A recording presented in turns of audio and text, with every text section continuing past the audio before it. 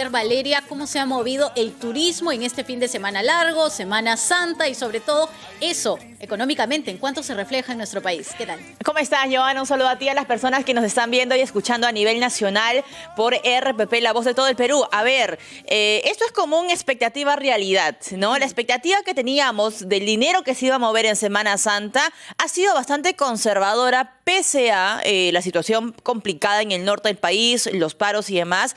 Ha habido mucha movilización en términos de turismo.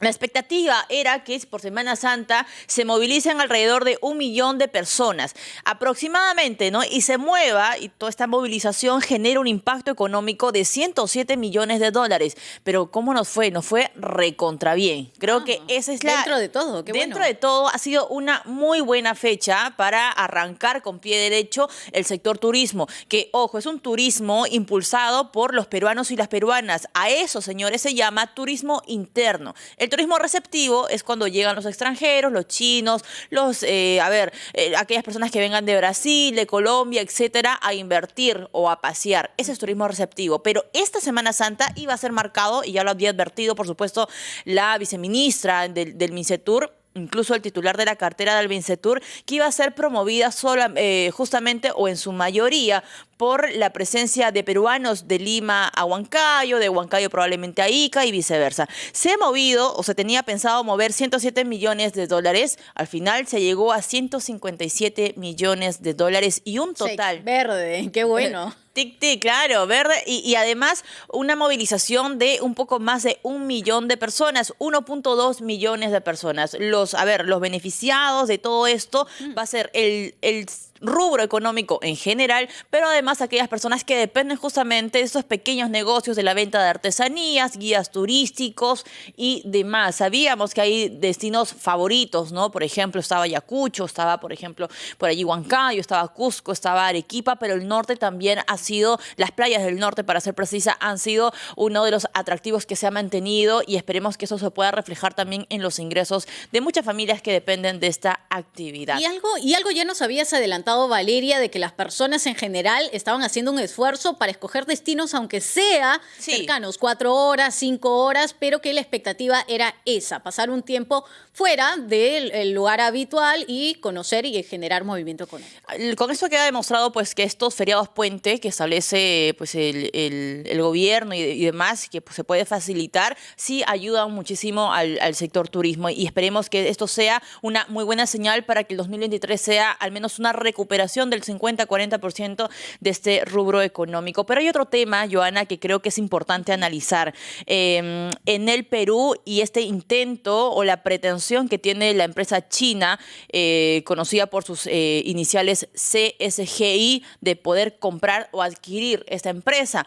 El mercado eléctrico en el Perú tiene 3 fases, ¿no? La generación eléctrica, que en su mayoría son las centrales hidroeléctricas, la transmisión de esa electricidad por las torres que conocemos y de repente alguno ha visto, y la otra fase es la distribución de esa electricidad, ¿no? Que básicamente es el recibo que usted, señora, paga a la hora de recibirlo cada mes. Hay una presencia bastante fuerte en esta última etapa que se llama distribución eléctrica. Está Luz del Sur y está Enel.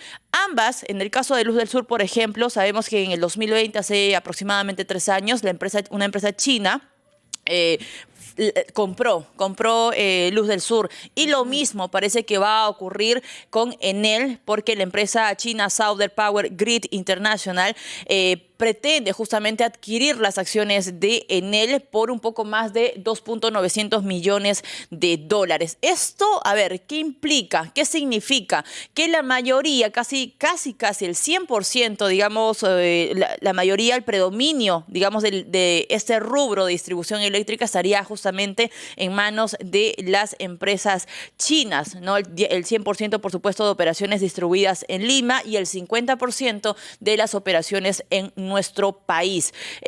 A ver, en Lima hay, además de estas empresas, Enel y Luz del Sur, Luz del Sur sabemos que tiene mucha presencia en la capital, sobre todo en 29 distritos. En él tiene presencia en Lima Norte y en el Callao, con un poco más de, a nivel nacional incluso tiene un poco más de 30% en todo el mercado de la distribución. Haría justamente una reorganización, una reestructuración en el mercado eléctrico.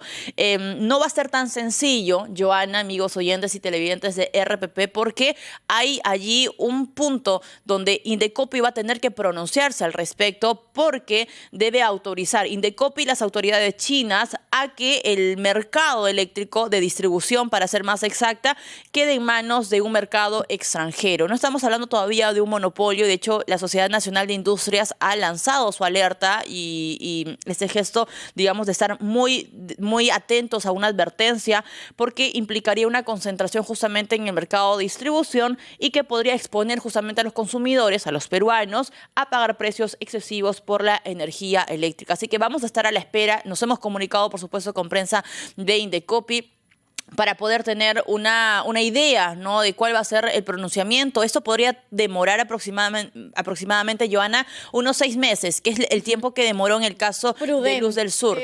Poco dentro de todo, digamos, ¿no? Sí, sí, de hecho hay que tener muy en claro las líneas pequeñas, porque aquí es un tema incluso que da para un análisis hasta geopolítico, ¿ya? No me quiero poner muy densa, pero hay una competencia bastante grande en materia económica también entre Estados Unidos y China. Ambos países son aliados comerciales del Perú, pero hay una guerra, digamos, vamos a ponerle este término, hay una competencia, digamos, en términos comerciales y de sectores, en el caso, por ejemplo, de energía y minería y demás, entre ambos países. Entonces están buscando, en este caso, las empresas chinas, posicionarse en mercados emergentes y el Perú es uno de ellos. Lo ideal es analizar qué implica esto, ¿no? Porque muchos oyentes y televidentes de repente no conocían cómo se distribuía el mercado eléctrico en nuestro país, pero ya lo hemos comentado. Entonces pasaría, si es que esta compra se llega a aprobar, llega a tener el visto bueno de Indecopi, tendría, digamos, la mayoría en manos del mercado chino, que es un aliado, por supuesto, pero hay que entender también que esto que va a implicar en los bolsillos